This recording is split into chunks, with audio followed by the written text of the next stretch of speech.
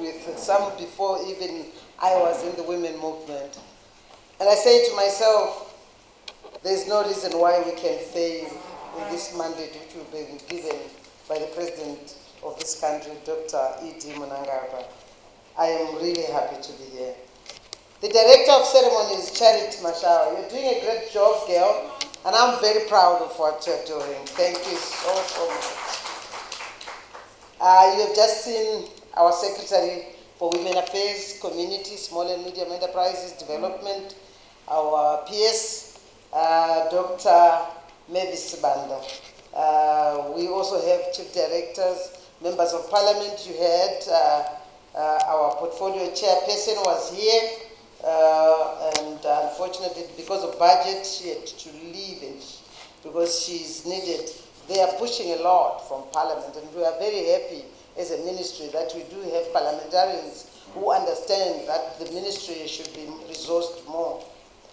The United Nations Resident Coordinator, a man with 34 years of just dealing with issues of gender.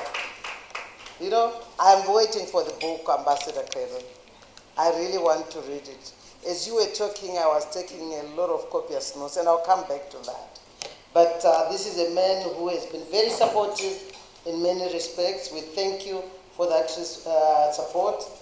Well, my sister, Ms. Fatulo, she is the representative for the UN Women.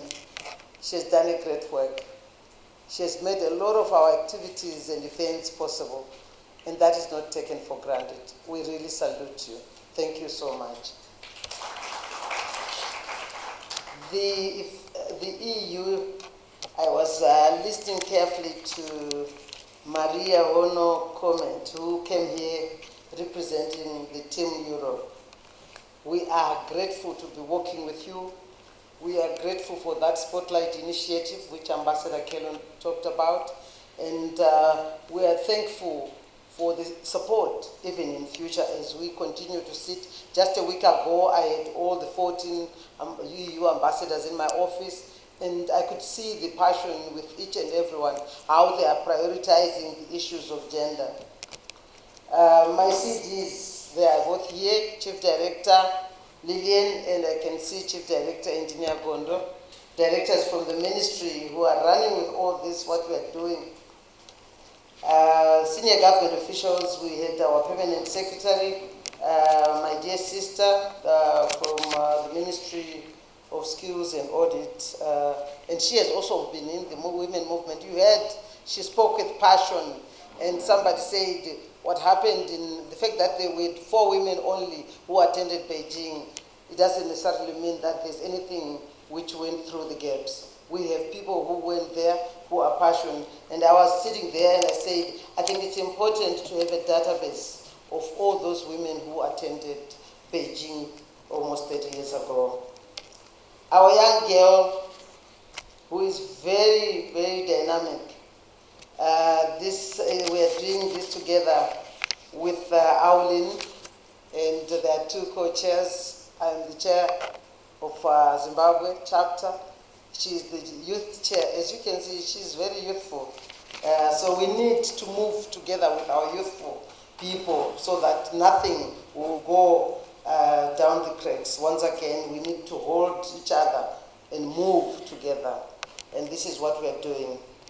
So, co-chairperson of African Women Leaders Network, Michelle Chuoniso Morinda, very vibrant lady who spoke so well. We listened carefully to what she said, and the most important thing which they want to do, which we want to see, is Aulin being more visible. And we want to work with everybody. I think the messages have come out very, very clear. The Zimbabwe Gender Commission representatives who are here, other independent commissions, our civil society partners here present, young women organizations, the media, ladies and gentlemen, comrades and friends. Yes, it is really difficult to talk after very powerful people. The panelists, I have a lot and great respect for all of you. You spoke so well, and made everybody here understand the importance of this occasion as we, as stakeholders, as we get that feedback and also the Beijing commemoration campaign launch. We are very grateful to our director, Dr. Tokozile Rujizo, who have been always been there, the co-founder of Zimbabwe Women Resource Networks. And I know you are doing a lot of work with Parliament. I always say, let's make use of that knowledge we have to make sure we capacitate our members of Parliament, especially women. It's not about seeing more women in Parliament, but it is about hearing them. So the job you are doing is very much appreciated. I know that because for a very long time I was the chairperson of the Women Parliamentary Caucus. And I made, not just for Zimbabwe, I also became the regional chairperson of the Women Parliamentary Caucus. We moved around in the region, in the SADC region, in all the countries, to make sure that it is important to capacitate our women parliamentarians. They are our frontline soldiers. They are in Parliament. They are there to come up with the legislative laws. They are there to represent us. So let's capacitate them. Let's not take it for granted that they were elected, that they know what needs to be done. The 3 mandates of MPs. And so I'm very grateful. There are many of you, when I look at the Swiss representative here, she is a very good girl from Swiss Embassy, Madam Kujeke. You are there, right? Very good. We thank you for the lot of work which you're doing to capacitate our women. We went with them through their sponsorship to Rwanda, benchmarking. A lot of our women and women in leadership positions learned a lot. And also, we also understood that it is not about women talking alone, but the he for she champions, we need them. We need to upscale our male engagements because it's about men. What we saw in Rwanda, there's an association of men who actually are going into the communities, talking to families about the benefits of bringing up their families in a gender-based violence-free home. And that is what we are also doing. We learned a lot, and we thank you for all that work which we have been doing. I have also, before I even get into my paper, it's very important to thank people who have been working since that time. Beijing, 30 years, some children were not even born. I'm sure there are people here who have not been born. And we thank you for that, the work you did, and when you came back and you have going through the 12 critical areas, making sure that at least we achieve equality. We continue to move. There's still a lot to be done, but the work has been done. Success stories are there. You pushed for that gender directorate in SADC. That's very, very something worthy celebrating, and we are very glad you did that. We are also, we had stories from 1985. They were there. It is actually Rudo Chitiga who spoke about it in Nairobi, the equality development and peace policies which were done. We have come a very long way. But it is always important to take stock of what we've done and see where we're failing. How can we correct as we go forward? That's where we come in, all of us. And as your minister, my job is of coordinating. Everybody matters in this issue. If we don't work together, we may never be able to get to where we want to go. I had this opportunity to attend the intergenerational meeting conference which was organized by AULIN. As you have been told, AULIN is a very important organization which resides within the office of the chairperson of African Union. And the good thing is we had young people like Anachoniso who were very vibrant, and guess what? The Secretary General who actually chaired the meeting in Beijing, Mama Gertrude Mongela from Tanzania, was there. And so it was a very good opportunity to exchange and understand from each other what is that the young people have to understand where we are coming from, the challenges, and how we can work together to make sure that we deal with those challenges. So it went very, very well.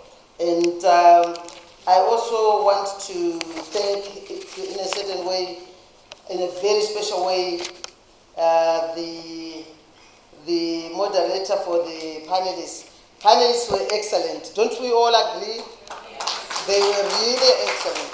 And I must say, most of the time ministers come with a speech prepared and they start reading to you. I always start with what I have been listening to. I've been sitting here for the last 2-3 hours and I've been listening. And these are the issues raised by all the panelists are very helpful as I continue to coordinate and to work in this post in which I am. So I'm very glad that they brought out all the issues which we may think about, and we need to continue working together. Not in that order, in the order they were started, but Abigail Machai, a lady I've worked with for a very long time, and again I'm very grateful for that support which you have always been giving us as members of parliament, because I'm also a member of parliament, by the way. I've been a senator too since 2008, and I'm very grateful to the electorate who have continuously elected me. This is the 4th parliament, or maybe I was elected in 2008, 20, and then 2013, then 2018, then 2023. So I'm very grateful, and I'm happy to say a lot of stuff I now have, or I know, has come from all the great minds who are here. Yes, the movement is truly standing on the gains of the Beijing Declaration, and it is truly a very important instrument which each and every one of us, not just women in this country, but everybody in this country, and anywhere in the world, it is important.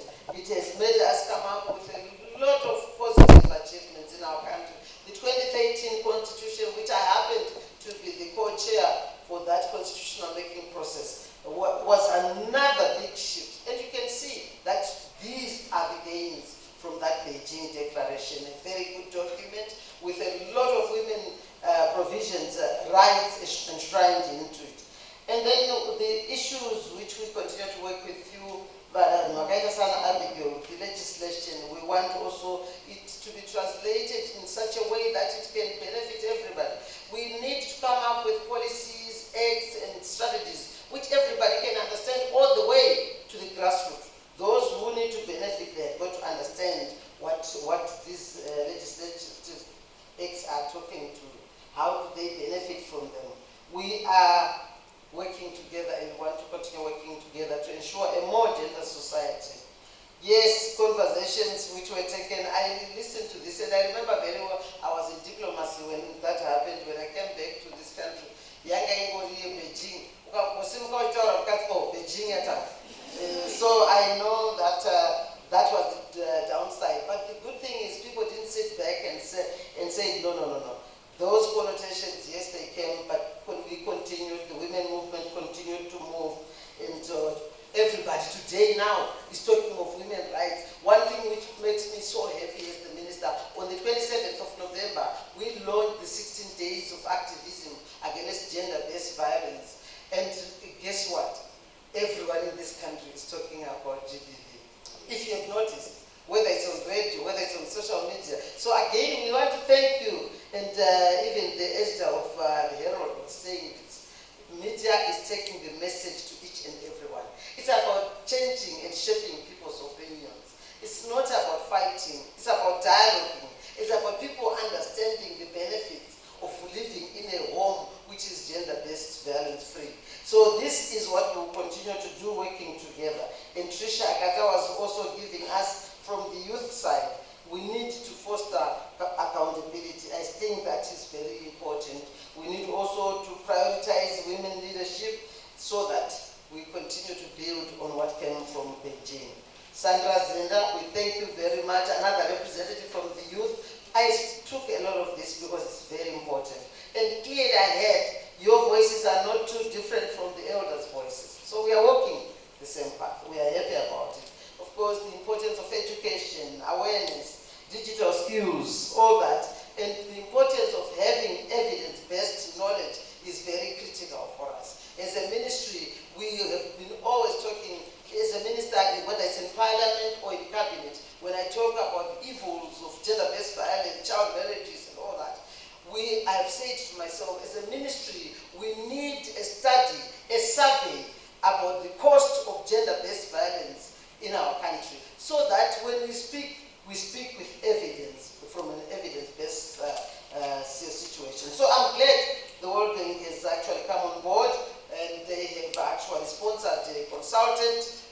doing that study, I tell you that study is very good. Because those people who are, whether it's the Minister of Finance, whether it's our leaders everywhere around the country, they now need to understand whether it's religious leaders, whether it's traditional leaders, they need to understand that there's a cost. This is not just a human rights issue, but it is really an economic issue. We need to move on that one. Private sector, Manyara, thank you very much, and I'm glad we are working together. I heard what you said when we had the first inaugural Women's Leadership Summit, where we brought in a lot of private sector. In fact, private sector came on board and sponsored a lot of things in this country, and I'm very proud about it. And I also want to say the private sector, whether it's commercial banks in this country, who really never took women seriously, they never took them even in terms of access to finance. Most of these commercial banks have opened a women's desk where women who are in business can go to. And you clearly said, we are happy to be working with you as we also look at what is happening in the private sector. Sexual harassment, GBV, whether it's at workplace, how can we work together? And I must say this will continue to move until we get that 25% CEOs in the private sector in this country. Because a lot of men are realizing, a week ago, I was called by one private sector company which had organized a commemoration for the 16 days of activism against gender-based violence. And they were all the managers there, male, female, and the workers, and making the female workers feel important about what they do to increase production for their companies. And I see more and more companies doing that. So we are very grateful about working together. Yes, we need to look at those issues, funding women in private sector. We also want to make sure that at least the interest rates continue to be reasonable, and also that there are women in business in private sector who need long-term loans, not just $500. We are doing it. We have got the Women Development Fund, the Community Development Fund, the Women Microfinance Bank, the SMERGCOs. But I think you said something which I have understood. And this is what we're saying now to our government. I've spoken to the Minister of Finance and said, thank you, we have this money which is being given to the Women Microfinance Bank. But it's not enough. We have so much, the customer base is so much, and the interest rate needs to be low. And the money which you are giving us is not enough. So we are also looking at other ways of getting other investors to come in for trade partnership, because their customer base is there, and the women are known for paying back their loans. So these are the issues which we are discussing, and so that we can begin to give long-term loans to women who are doing real big business. So this is something which I'm really, really happy about. Yes, it is indeed an honor to address you today as we convene for this launch of the Beijing Plus 30 National Commemoration Campaign and Stakeholders Feedback Meeting. In 2025, that's next year, the world will observe the 30th anniversary of the 4th World Conference on Women and the adoption of the adoption of the 1995 Beijing Declaration and Platform for Action. This is a moment of reflection, and we have been sitting here reflecting. It's a moment of reflection on the strides our country has made on the gender equality and women empowerment landscape. In our review of the progress made from 2019 to, there is something happening here. From 2019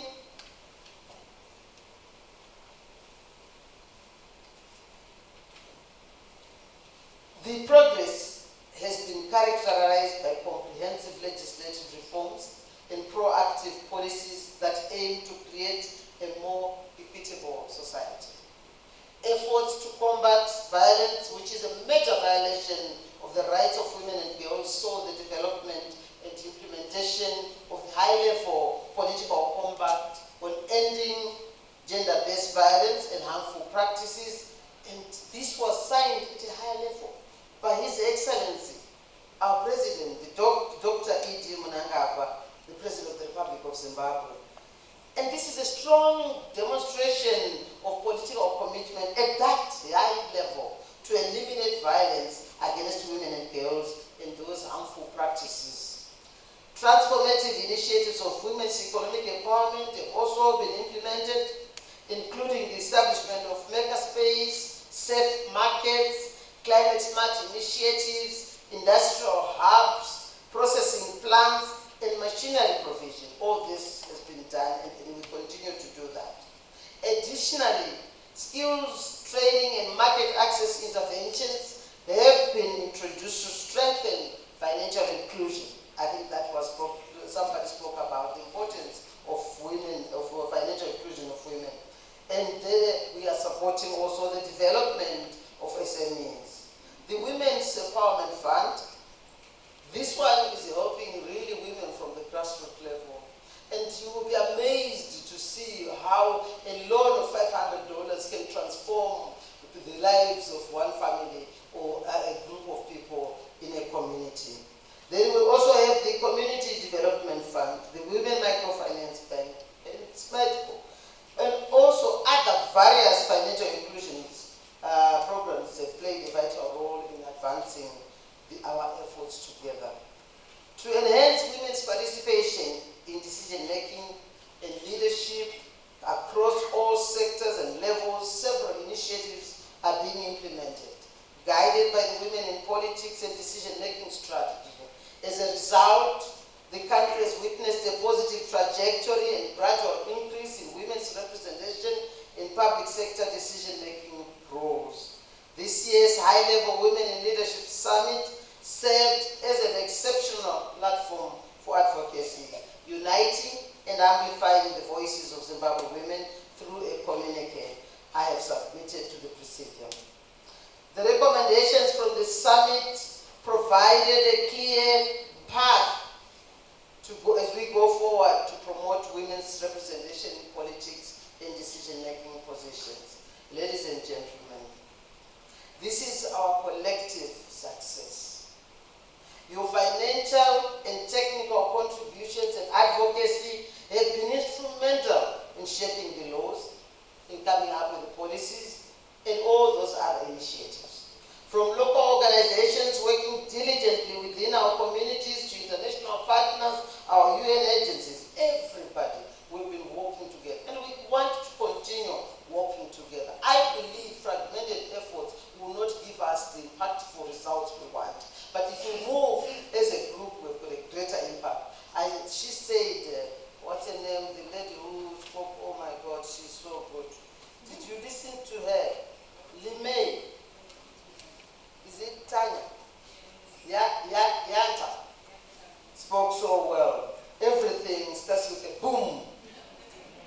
We are starting with a boom, and we will continue with that boom until we achieve the results we want. So this is our collective success. Let's move together. Let me just take a case in point where there are several DBV prevention and response initiatives which have been put in place through that Spotlight initiative. A partnership between the United Nations, the government, and the European Union. And all this was funded by the EU. And I must say at this point, this goes a long way in making sure that we begin to reduce gender-based violence. Because what this does is no woman will sit in a home being battered every day, her children being battered every day, and simply because as mothers, you can't just talk to say, oh, if you're battered, you've got rights, go to the police, leave the home. The first thing which comes to their mind is, where do I go? Where do I leave my children? So the safe shelters have become really a very good shelter for them, so that they can take their children. There are schools, there's one-stop center, they've got the legal services, they've got the police. And I'm happy we're also moving with the police as we capacitate them, and the victim-friendly units are working with us. And I'm also happy that we are teaching them, the police, to make sure that the perpetrators are dealt with. And so we are beginning to see where these one-stop centers have been established in safe shelters. We are beginning to see the numbers of gender-based violence going low. This is why we feel we need to really replicate this in all our districts. That clearly will reduce gender-based violence. We thank you all for your contributions and efforts. Zimbabwe, as we have heard, was recognized for its outstanding gender equality and women empowerment initiatives during the RU Beijing Implementation Review, which I attended 3 weeks ago in Addis Ababa, Ethiopia. And I'm very happy I got an award, and this award is coming from you. Thank you very much. I am confident that many of Zimbabwe's best practices will be highlighted in the global report that UN Women will present at the 69th CSW in March 2025. The CSW 69th session will focus on reviewing the implementation of the Beijing Declaration Platform for Action, assessing current challenges to achieving gender equality and advancing the 2030 Agenda for Sustainable Development. I'm pleased, ladies and gentlemen, to inform you that at the same meeting, we developed an African common position that was in Addis Ababa to ensure meaningful participation at CSW. We adopted a common position as Africa. As I said, fragmented efforts will not get us anywhere. But if we come together and as Africa, it was a great success and I felt so good. We adopted that convention. As we go to CSW, we speak with one voice, singing from one hymn book. That's the great success story which happened. So we will continue to develop and address key issues such as inclusive development, poverty eradication, social protection, climate change, strengthening institutions, and violence against women. These positions will guide our negotiations and promote accountability. Somebody spoke about accountability to our commitments. Let's ask ourselves, even as an individual, are we accountable to what we are doing? This comprehensive legal framework aims to create a context-specific accountability mechanisms to combat violence against women, and it will be presented to African heads of state at the 38th African Union General Assembly in February 2025. So we are moving, girls. We are moving, men of Zimbabwe. We are happy with our he-for-she champions. Ladies and gentlemen, this ongoing progress highlights the necessity of maintaining momentum to ensure that our achievements are sustained and expanded in the coming years. I think everybody spoke about maintaining our sustainability and making sure that we move towards achieving the 12 critical areas. My ministry cannot single-handedly keep the national spotlight on gender equality and women's rights, nor can we reduce the gaps alone. We can't do it alone. To address the gaps and accelerate action, we therefore need you, all of us, to develop and implement relevant laws to facilitate fully the constitutional imperatives of gender equality, such as the enactment of the Gender Equality Act, and one of the panelists spoke to it. We also need to work together to strengthen the development and full implementation of gender equality and women empowerment policy frameworks. We will need to continue working together to increase women's representation and meaningful participation in politics and decision-making at all levels. I just want to stop there and say to the young women who are in the room, it is important to also get, not even young women, all women, it is important to get involved in politics. You know, sometimes you end up seeing leaders coming out because the pool has become so small. We need women who are educated, who are not educated, everybody. We need them in that pool so that we can really work together and come up with achievable strides. So I want to appeal to the women of Zimbabwe. Let's not just sit back and watch Anna Monica Wachicha.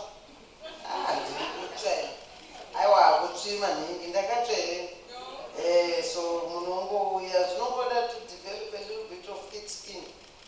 But I'm glad the media is playing a very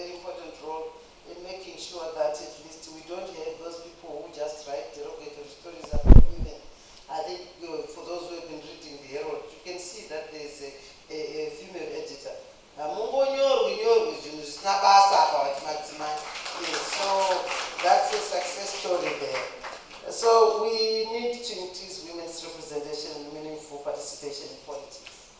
And this is my appeal. I always feel we've done a lot of work, but if we leave without women, young women with us, who will carry the legacy forward, would have failed.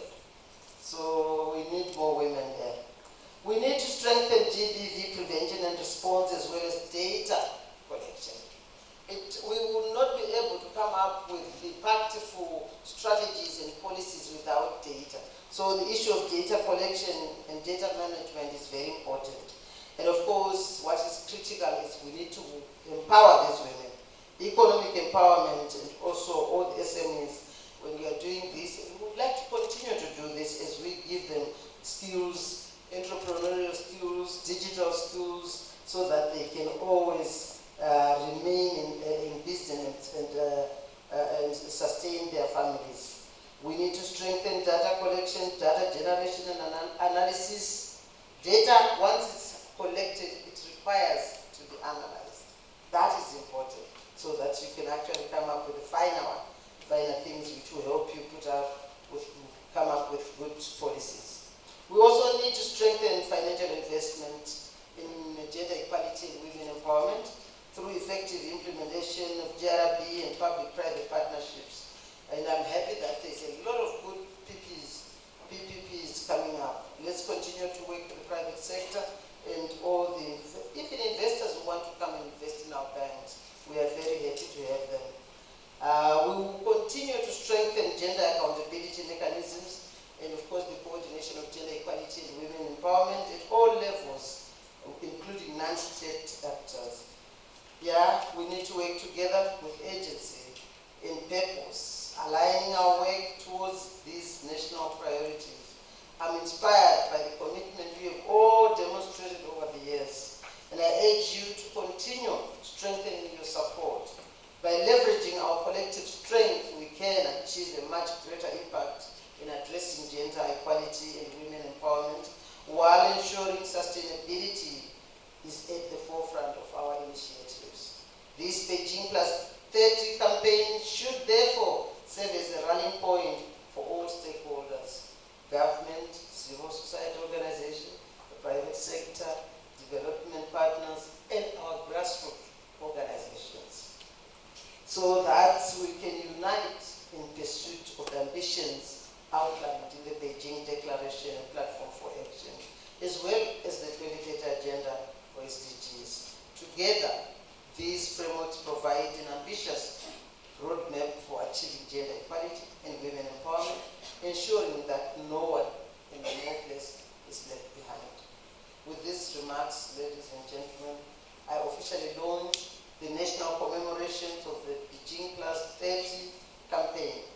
Together, let us honor the legacy of the Beijing Conference and strive for greater progress towards gender equality in the coming years. I thank you.